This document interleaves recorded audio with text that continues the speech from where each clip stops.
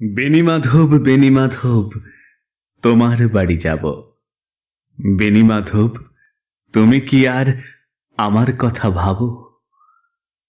বেণীমাধব মোহনবাসী তমাল তরুমূলে বাজিয়েছিলে, আমি তখন মালতী স্কুলে।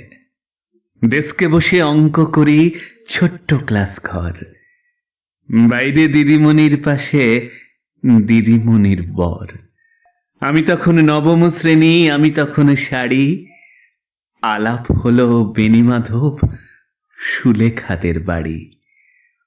বেণীমাধব বেণীমাধব লেখাপড়ায় ভালো, শহর থেকে বেড়াতে এলে আমার রং কালো।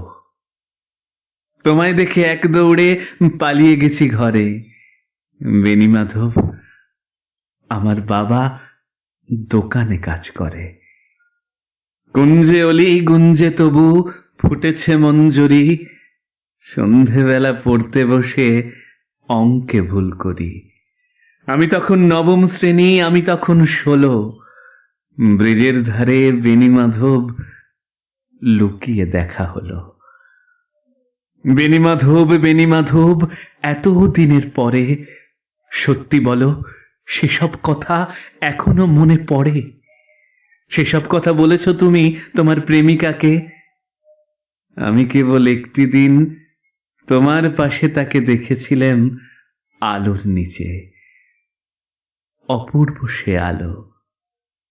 স্বীকার করি, দুজনকেই মানিয়েছিল ভালো। জুড়িয়ে দিল চোখ আমার, পুড়িয়ে দিল চোখ। বাড়িতে এসে বলেছিলাম ওদের ভালো হোক। রাতে এখন ঘুমোতে যাই একতলার ঘরে, মেঝের উপর বিছানা পাতা, জ্যোৎস্না এসে পড়ে। আমার পরে যে বোন ছিল চোরাপথের বাঁকে, মিলিয়ে গেছে। জানি না আজ কার সঙ্গে থাকে। আজ জুটেছে, কাল কি হবে, কালের ঘরে শনি। আমি এখন এই পাড়ায় সেলাই দিদিমণি। তবু আগুন, বেণীমাধব আগুন জ্বলে কই। কেমন হবে আমিও যদি নষ্ট মেয়ে হই?